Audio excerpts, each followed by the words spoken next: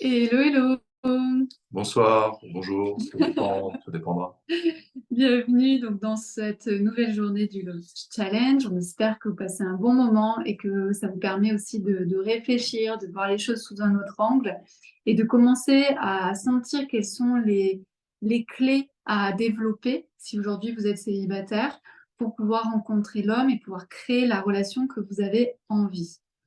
Aujourd'hui, donc, on va vous parler de la compatibilité. C'est vrai que, pourquoi c'est important la compatibilité avec la personne que vous allez rencontrer? Si c'est la personne qui va devenir votre amoureux, ben forcément, vous risquez de passer quand même beaucoup de temps avec lui. Peut-être qu'un jour ou pas, vous déciderez d'habiter ensemble, mais en tout cas, c'est quelqu'un qui va rentrer dans votre intimité et effectivement, de se sentir compatible avec l'autre est très important. Très souvent, les personnes se mettent ensemble sans avoir vérifié en fait cette compatibilité parce que souvent, comme elles se sentent en insécurité à l'intérieur d'elles-mêmes, elles veulent absolument trouver quelqu'un qui va leur apporter du réconfort, de la sécurité et d'autres choses en fait qui peuvent être même totalement inconscientes. Mais à partir du moment où vous vous sentez en sécurité avec vous-même, ce qu'on a vu hier, eh bien, vous allez vous apercevoir que ça va être plus facile de regarder la compatibilité et de vous dire non, cette personne, elle me plaît comme ça, mais c'est pas quelqu'un avec qui j'ai vraiment envie de m'investir parce que je ne suis pas compatible avec elle. Et plutôt que de rentrer dans une relation qui, au final, ne vous conviendrait pas et de toute façon vouée à l'échec dès le départ, eh bien, vous préférez rester célibataire, toujours renforcer votre sécurité intérieure et vous ouvrir à peut-être quelqu'un d'autre ou d'autres personnes qui seraient plus en phase avec vous au niveau de la compatibilité. Oui, un truc qui me vient Ouais, au dernier point, à savoir la sécurité ouais. intérieure. Du coup, j'en déduis que les personnes qui, tu me dis si je me trompe, les personnes qui pensent trouver quelqu'un qui est vraiment très compatible, Mm, si c'est basé sur des critères, entre guillemets, ouais. par manque de sécurité Mm. intérieure, peuvent considérer que oui, nous sommes compatibles, mais en fait, on est compatibles parce qu'ils comblent Ouais, des choses qui c'est les failles, ce effectivement. sont les failles. L'autre va combler mes failles et moi, je vais combler les failles de Voilà. l'autre. Ici, on parle vraiment en tout cas, moi, ça m'a fait penser à ça. Ici, on parle vraiment d'une compatibilité lorsqu'on fait table rase de la sécurité intérieure. C'est-à-dire, on part du principe, OK, la sécurité intérieure, c'est réglé, c'est là-dessus, Ça s'entretient après ça, toujours dans la voilà, vie, ça ouais. s'entretient, mais en tout cas, on a posé les choses.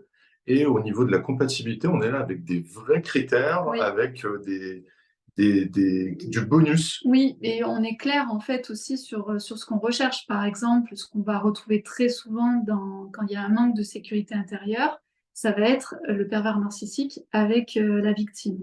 Le pervers narcissique, lui aussi, en fait, il est en totale insécurité intérieure, comme la victime est en totale insécurité intérieure. Sauf qu'ils ne recherchent pas la même chose, Ouais. ils ont des failles différentes, mais par contre, qui s'emboîtent très très bien ensemble. Donc effectivement, c'est d'abord important de régler cette problématique en guillemets de la sécurité intérieure parce que on a conscience de nos failles. Hein. On va pas attendre d'être parfaite avant de rencontrer une Oui, oui, personne. c'est certain. Par Sinon, contre, il faut avoir conscience en fait de nos failles et donc des personnes qui peuvent s'engouffrer dans nos failles. Donc vraiment travailler sur vos failles. Par exemple, si vous avez un manque de confiance en vous, eh bien c'est important de travailler votre confiance en vous pour que justement éviter qu'une personne manipulatrice, pervers narcissique puisse venir ouais, et vraiment en jouer. taper en fait sur vos failles Ouais, et vous séduire. Et ce que je dis souvent, ça ne fait pas trop partie là de ça, mais très souvent aussi, c'est que quand on a peu confiance en nous, on va donc souvent attirer des manipulateurs, des pervers narcissiques, qui eux sont très romantiques, sont très séducteurs, et donc pour une personne qui n'a pas confiance en elle, elle va se dire oh, ce mec-là, il a trop confiance en lui, il est trop sûr de lui, tu vois, il y a ce côté un peu comme ça qui va être attirant. Donc, moi, je vous invite vraiment, quand vous êtes face à quelqu'un qui est trop séducteur, qui En est fait, vraiment ce qu'on a vu, très c'est que charmant, il déroule en fait un scénario qui est presque parfait en fait. voilà, c'est ça. Alors que tout le monde a ses C'est imperfections, tout le ça. monde a. Et normalement, Et, voilà, et vous devriez en fait rire d'un homme ouais, qui fait pas bien les choses, ou ses chaussures qui sont pas bien cirées, ou ce genre de choses, parce que ouais, là, des vous avez gaffes, vraiment voilà, des gaffes, ouais, des mal à l'aise aussi. ouais, ouais, Un aussi, homme ouais, qui est ouais, mal bien à sûr. l'aise avec vous. C'est très intéressant parce que là, vous êtes Ouais. sûr de ne pas être en lien avec un manipulateur ou un pervers narcissique.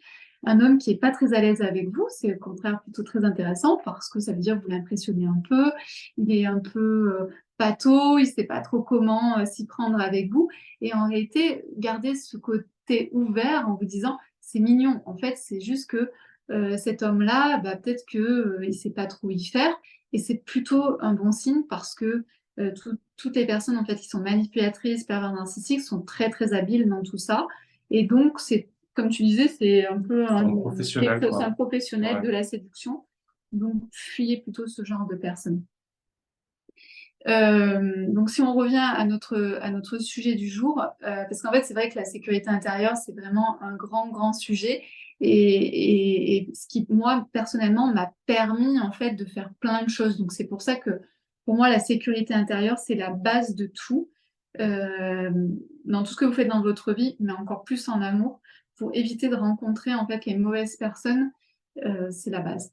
La Oui, ouais, compatibilité. c'est au-delà de l'amour, hein, Ouais, ça c'est peut pour même tout. aller, Ouais, voilà, bien bah, de toute sûr. façon, quand on a une sécurité Tout intérieure à en fait, ouais. nous, on l'a pour tous les domaines de notre vie, comme d'habitude.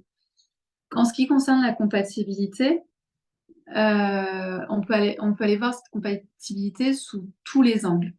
Donc, je pense qu'il y en a un qui, toi, te touche plus particulièrement, c'est la compatibilité des valeurs. Peut-être Ouais. que tu pourrais en parler déjà, de vos valeurs. Pensez à noter vos valeurs. Mais qu'est-ce que c'est les valeurs, en fait? Qu'est-ce que ça veut dire pour toi, les valeurs? Bon, les valeurs, ça pourrait être, par exemple, quelqu'un qui a la valeur de l'effort, du travail, quelqu'un qui est conscient qu'on n'a rien sans rien, qui respecte le travail des autres. Ça peut être, qu'est-ce qu'on avait dit tout à l'heure, on en a parlé en plus. Bah après, moi, je pense directement par rapport à l'amour, je pense à la Hmm, fidélité. Alors oui, ouais, forcément, voilà. quand vous allez Ouais, rencontrer bah oui. quelqu'un, la personne va pas vous dire oui, alors moi, je suis infidèle, parce qu'en fait, il sait qu'il va louper son plan. Ouais. S'il commence à vous dire moi, je suis infidèle, etc., il sait que ça ira pas bien loin. Donc, c'est à vous d'être beaucoup plus fine pour aller explorer, par exemple, son passé.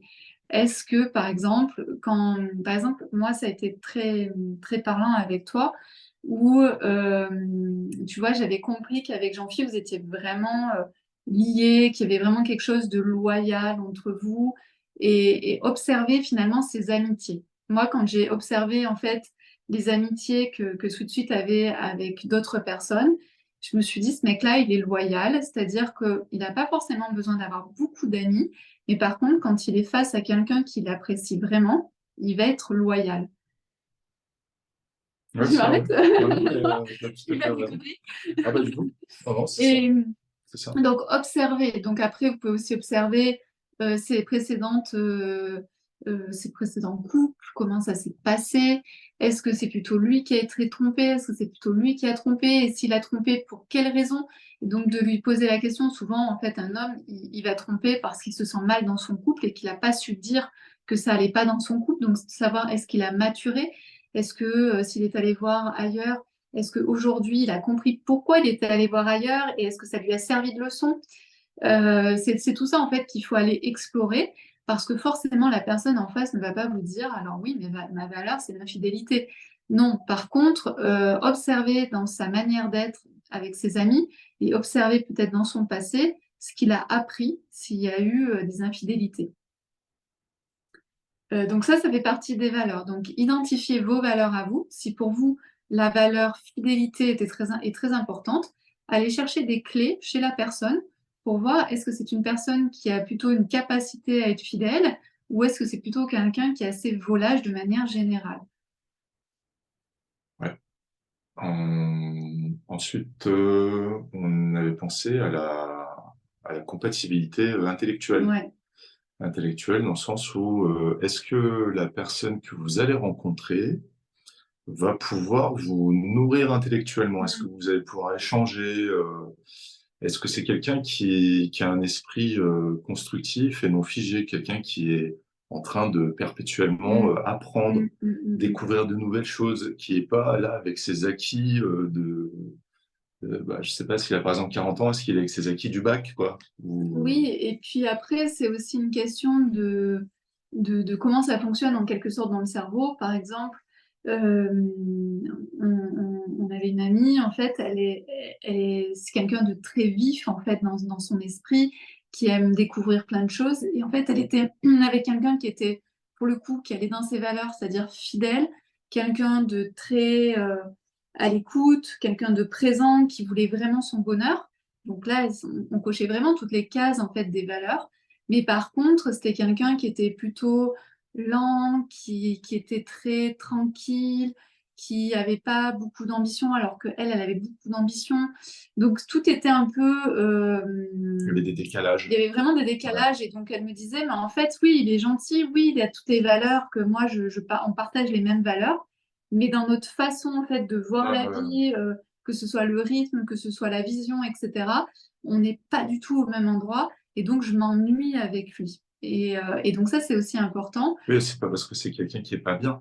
Oui, c'est C'est pas pas lié, quelqu'un qui quoi. était pas bien, en C'est fait. pas Il lié du correspondait tout, quoi. vraiment à ses valeurs. C'est quelqu'un on peut pas, c'est quelqu'un qui va pas aller faire de mal, Voilà, c'est ça. mais Mais elle s'ennuyait avec lui voilà, parce que malgré tout, ouais. intellectuellement, elle captait les choses très rapidement, elle analysait les choses très rapidement, et puis lui, bah, il était loin derrière. Donc en fait, ça pouvait pas marcher. Et pareil, c'était pas quelqu'un qui était pas intelligent, mais Hmm. c'était quelqu'un qui n'était pas aussi vif qu'elle, et donc elle, bah, forcément, elle s'ennuyait.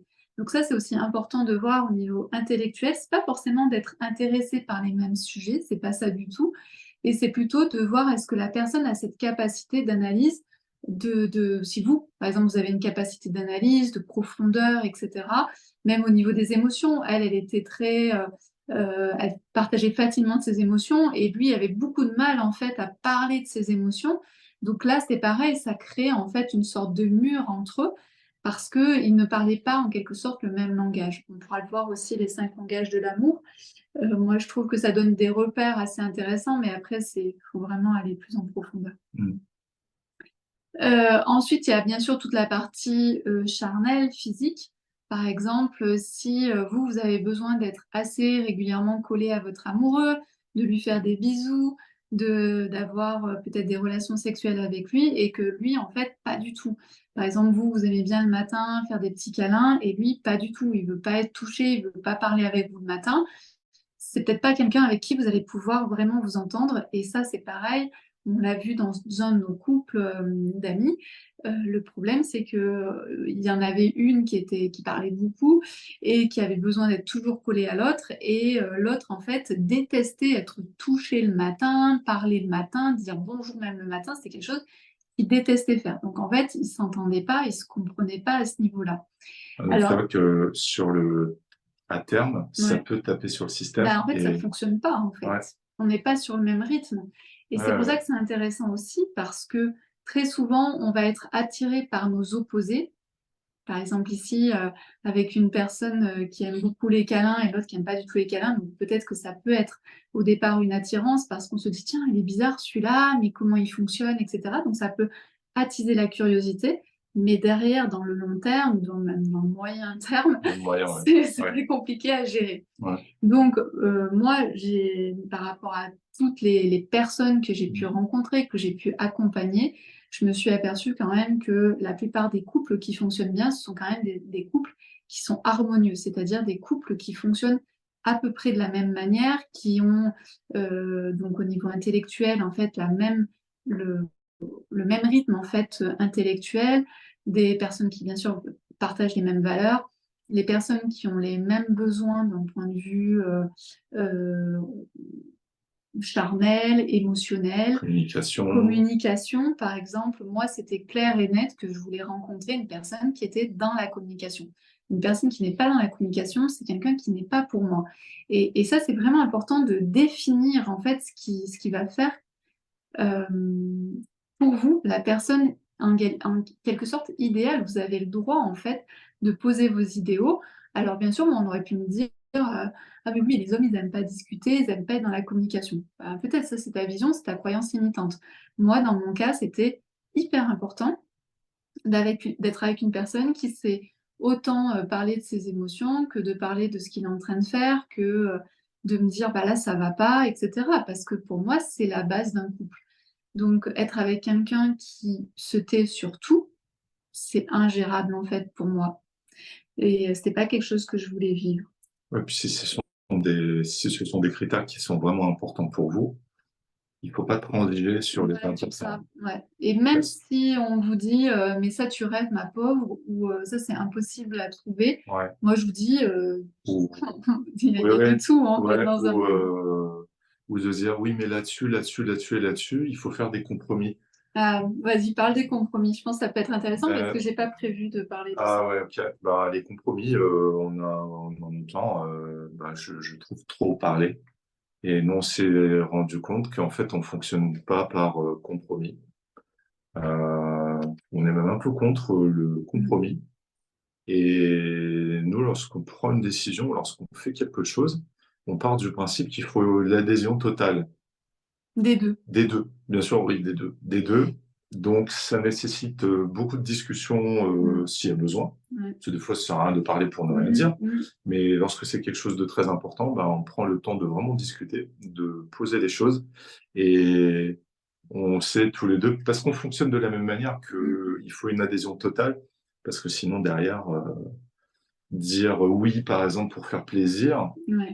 derrière, ça signifie au bout de quelques jours, semaines, mois, dire peut on va se retrouver avec quelqu'un qu'on va traîner ou qui va dire: «Ah non, mais en fait, Bah, je c'est là» les reproches en fait voilà, derrière, ouais, ça c'est les crée des reproches reproches. et moi, le compromis, ça sonne pas bien, quoi, chez moi, Mm. quoi et c'est vrai que quand j'entends parler de gens, qui sont toujours pour, Mm. qui font tout au travers de compromis, ben, Ça crée trop de frustration en fait, les compromis, des incompréhensions, des alors que la communication, ça permet de poser les choses. C'est-à-dire que, par exemple, moi, je dis à Mathieu, ah, j'aimerais bien telle chose, vraiment, ça me ferait vraiment plaisir.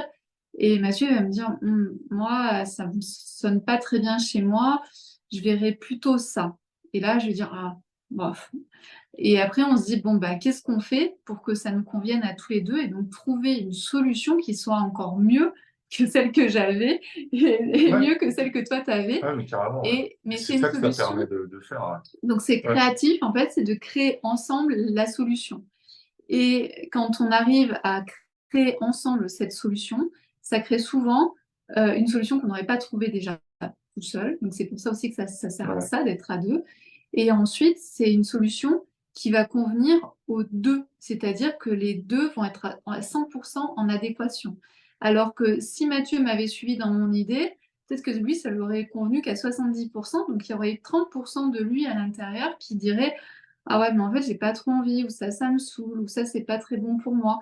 Et c'est vrai qu'on a toujours fait ça comme ça, que ce soit parce ouais, qu'en plus, on a toujours, vraiment pris des grosses décisions ensemble avec Mathieu, alors que ça faisait pas très longtemps qu'on était ensemble. Au bout d'un an, finalement, on a acheté notre grand appartement ensemble du côté de Paris. Ensuite, on a décidé de déménager, d'aller en Andorre. Donc, on a pris vraiment des grosses décisions, des gros changements de vie, où, par exemple, Mathieu a arrêté son travail pour partir en Andorre, etc. Donc, c'était des grosses décisions de c'est vie vrai que là, on peut pas avoir quelqu'un qui qui... adhère, qu'à, 70 Ouais, parce qu'il va y avoir tellement de difficultés, surtout lorsqu'on change de pays, par ouais. exemple. Il va y avoir tellement de difficultés que si c'est pour se retrouver, en fait, à sortir à la moindre difficulté, tout un tas de reproches.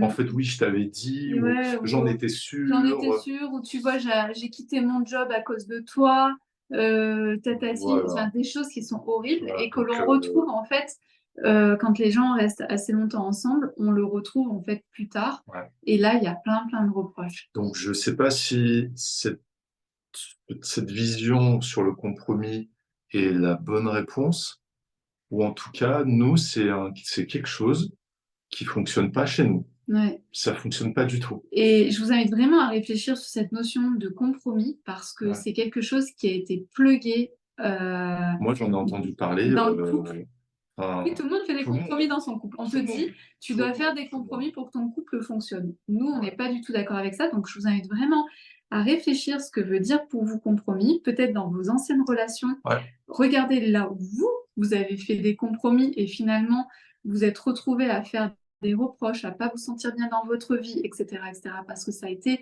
finalement des compromis que vous avez fait en plus, parce qu'il y a l'histoire de l'amour, donc quand tu aimes, tu es capable de faire des compromis. Non, même quand on aime, on n'est pas capable de faire des compromis. Par contre, on est capable de discuter, de communiquer et de trouver une communication qui soit encore meilleure que celle qui était imaginée au départ. Ça, donc observez bien chez vous ce que veut dire le mot compromis et moi je vous invite vraiment à le bannir du couple et encore plus de votre vie, mais du couple. Au moins, essayez pendant un temps. Essayez pendant un temps de plus faire de compromis, de se dire adhésion. Il faut que tout le monde soit dans. Adhère. Essayez juste ça et voyez est-ce que c'est. Et c'est vrai que c'est plus porteur. difficile. C'est plus difficile parce que Ah des oui. fois, ça peut prendre plusieurs semaines, plusieurs mois pour qu'on arrive à trouver la solution. Ouais. La solution, elle va pas forcément arriver comme ça en 3-2. Donc, ça signifie aussi qu'il faut y ait de la patient communication. Et que l'autre, à chaque fois qu'il avance, à chaque fois que vous avancez, que l'autre avance, puisse dire, ah, j'ai pensé à ça, qu'est-ce que tu en penses? Ah, c'est peut-être pas mal ou non. Alors ça, c'est vraiment nul, c'est pas vraiment pour moi. Et aussi, ça demande aussi d'être honnête dans la relation et que les deux soient aussi OK de recevoir un non.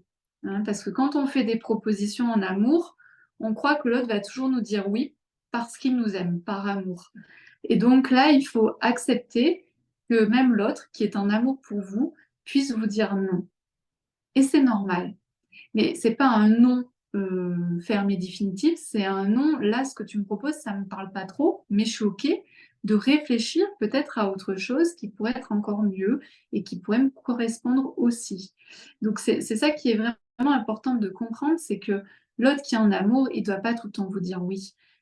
Ou il doit pas tout le temps vous dire non. Mais en tout cas, il doit vous dire là où il en est et qu'est-ce qui serait vraiment bien pour lui. Et donc, c'est beaucoup d'honnêteté vis-à-vis de l'un et de l'autre. Et donc, s'il y en a un des deux qui est dans son petit enfant, où à chaque fois qu'on lui dit non, il va bouder, on ne peut pas avancer en fait. Ouais, et c'est vrai que ce soit moi quand je te dis non, toi quand tu me dis non, il n'y a pas de frustration en fait. Il n'y a pas de petit enfant, il y a explique-moi. Ouais, parce que voilà, en fait, ça se finit toujours comme ça. Enfin, fini. Ça se finit pas, mais ça part toujours sur le terrain de la discussion. Ouais. Quelquefois, on n'a pas tous les paramètres, donc on laisse tomber pour l'instant. On attend de voir, de trouver d'autres ressources. Ça peut être sur Internet, ça peut être via des gens qu'on connaît. Et puis une fois qu'on commence à voir tous les paramètres qu'on pense être réunis, et ben là on repose les choses et puis on essaie de voir est-ce que finalement c'est des choses qu'on peut faire, pas faire ou faire différemment. Ouais. Parce que c'est rare quand même les gros trucs qu'on a complètement laissé tomber. On a souvent plutôt fait différemment. Ouais. Ou mis en attente pour refaire différemment plus tard. Ouais. Et donc la dernière chose par rapport à la compatibilité, moi je vous invite à lire notamment le livre en fait des 5 langages de l'amour. C'est pas quelque chose d'extraordinaire, mais ça va vous donner en fait une vision de comment les uns et les autres fonctionnent. Donc par exemple, il y a des personnes au niveau de la compatibilité qui vont être plus en adéquation avec les cadeaux. C'est-à-dire, j'offre un cadeau, ça montre en fait que je t'aime, mais l'autre, les cadeaux, des fois, ça veut rien dire pour lui. D'autres, ça va être les mots. J'ai besoin la personne que j'ai en face de moi, elle a besoin d'entendre des mots qui la valorisent. D'autres, ça va être du temps. D'autres, ça va être des services. Donc moi, je vous invite à observer comment vous fonctionnez et d'observer directement la personne que vous allez rencontrer, comment elle fonctionne. Nous, avec Mathieu, on a vraiment on fonctionne de la même manière, c'est-à-dire qu'on est plutôt dans du temps partagé ensemble. Je pense que toi, tu es plus sensible que moi au service rendu. Je pense que ça, c'est quelque chose de très important pour toi. Mais par exemple, l'aspect cadeau, c'est pas quelque chose, en fait, si Mathieu m'offre quelque chose, je vais être contente. Mais je préfère qu'il m'offre en fait du temps que plutôt des cadeaux. Et je pense que pour toi, c'est la même chose. Ah oui. Donc, on est assez on est en lien avec les mêmes choses qui sont importantes pour nous, qui prouvent à l'un et à l'autre en fait qu'il y a de l'amour. Mais des fois, dans un couple, en fait, on peut vraiment être à l'opposé. Donc là, c'est pas très grave, il faut juste le savoir pour pouvoir mieux communiquer avec l'autre. Nous, naturellement, comme on est sur les mêmes niveaux d'intérêt, naturellement, je lui parle à lui-même. C'est-à-dire que comme je me parle à moi-même, je lui parle aussi à lui. De la même Ouais, manière, ouais, et je fais des donc, réflexions à voix haute quand. oui, mais par exemple, c'est que si je passe du temps avec toi, tu vas être bien. Si je te rends des services, tu vas être bien. Moi, pareil, si tu fais la même chose, je vais être sensible aussi de la même manière. Donc voilà, voilà ce que ce qu'on avait envie de vous partager. Après, j'ai pas parlé de la compatibilité spirituelle. Moi, je crois que c'est pas très important. Très honnêtement, quand je me suis dit, quand j'étais célibataire, je me suis dit, bon, qui j'ai envie de rencontrer? J'avais pas forcément envie d'être avec un homme très spirituel, très branché spirituel. C'est pas parce que ça m'intéresse pas, c'est que je crois aussi que c'est très personnel. À partir du moment où moi, je peux croire en ce que j'ai envie, et que l'autre me fait aucune réflexion, Ouais, moi, ça voilà. me va. Et après, chacun peut avoir sa vision du spirituel et, et avoir sa propre spiritualité ou pas. Moi, je crois que le plus important, ce sont quand même les valeurs plutôt que l'aspect spirituel qui, moi, peut rester à l'intérieur de moi sans que forcément je le dise. Et puis après, c'est toujours pareil, c'est-à-dire que euh, Mathieu, il parlait pas spiritualité, mais dans la façon d'être, la façon de penser, tu étais en réalité très spirituel. Et je ne le savais pas. Et tu le savais pas. Et donc voilà, donc c'est aussi ça d'aller observer. C'est pas parce que les gens n'utilisent pas les mots de la spiritualité qu'ils ne Mm. sont pas spirituels. Ils ont aussi un chemin de vie, un parcours de vie qui fait que ils ont du recul sur la vie. Et c'est, pour moi, c'est ça la spiritualité, c'est-à-dire d'avoir un recul sur la vie, d'avoir une sagesse sur la vie, euh, mais pas forcément d'avoir des mots spirituels, mais plutôt d'incarner la spiritualité. Comme vous le savez, la spiritualité s'incarne dans notre quotidien. On est spirituel, on est des êtres spirituels. Tout est incarné aujourd'hui dans tout ce que l'on fait. Et quelqu'un qui fait des mauvaises actions et qui fait des namastés à côté n'est pas spirituel, mais finalement c'est entre elle et elle, c'est avec elle et son karma, et c'est elle qui fait ce qu'elle a envie. Donc Oui, voilà, je voilà, pense que c'est c'est pas ça qui parce est que important. à la fin de chacune de vos phrases, vous dites, Namasté. vous entendez namasté que, bon, voilà, c'est là qu'il faut relativiser un petit peu. Et ce que j'ai envie de dire, je pense que le dernier mot, je sais pas combien de temps dure cette Ouais. vidéo, mais le dernier mot, c'est que j'ai observé aussi par les stages, par les personnes que j'ai rencontrées, que j'ai accompagnées, la spiritualité, il y a vraiment des personnes qui croient vraiment dans ce monde de la spiritualité et qui sont totalement ouvertes. Et il faut savoir aussi que comme les personnes, pour la plupart du temps, sont très ouvertes et dans ce côté très, très éthéré, elles attirent aussi des personnes qui sont beaucoup moins spirituelles, mais qui vont se faire passer pour quelqu'un de spirituel. Donc, je vous invite vraiment à observer ça. Ouais. Et je vous le dis ici, par exemple, toutes les personnes qui croient dans les flammes jumelles, je ne dis pas que ça n'existe pas, mais il y a énormément d'arnaques sur cette histoire-là, où des hommes qui ont compris que les femmes cherchaient leurs flammes jumelles, se faisaient passer pour leurs flammes jumelles et abusaient d'elles derrière. Donc, c'est pour ça que je vous invite vraiment à faire attention. Un homme peut être spirituel sans parler de spirituel, observez ça. Et un homme qui parle de spiritualité peut être juste un arnaqueur, un manipulateur, d'accord? Donc, faites vraiment attention à ça. Et moi, je vous invite à ne pas vous bloquer sur est-ce que la personne est spirituelle ou pas. Je pense que c'est quelque chose que l'on ressent, c'est quelque chose qu'on observe parce que si la personne est spirituelle, elle va avoir des comportements dans la vie qui vont correspondre à ça. Voilà ce que j'avais envie de dire, parce que ça, Mhm. c'est vraiment un warning, parce que j'ai Oui. vraiment vu dans Bah, le tu l'as développement vu, personnel spirituel on l'a vu plus, des femmes qui se beaucoup. sont fait vraiment avoir par des hommes, en fait, qui n'avaient aucun scrupule à arnaquer ces femmes. Et voilà, et je pense que c'est à nous, en fait. Le but, c'est pas de dire, ah, les hommes, ils sont méchants. Non, c'est moi, en tant que femme, comment je me positionne. Et il y a des choses qui sont inacceptables. Et par contre, il y a des choses que je peux voir naturellement dans le comportement de l'homme. Je le place ici parce que je ne sais pas si on va le placer à un autre moment. C'est observer les actions des hommes, pas les paroles. Le plus important, ce sont les actions que les hommes vont porter et non pas les paroles. Ouais. Bon, je pense qu'on en reparlera plus tard, Oui, je pense, oui, mais ça, c'est un point très important. pas mal de choses à dire. Je pense qu'on va s'arrêter là pour Ouais, cette ça. vidéo. À très bientôt.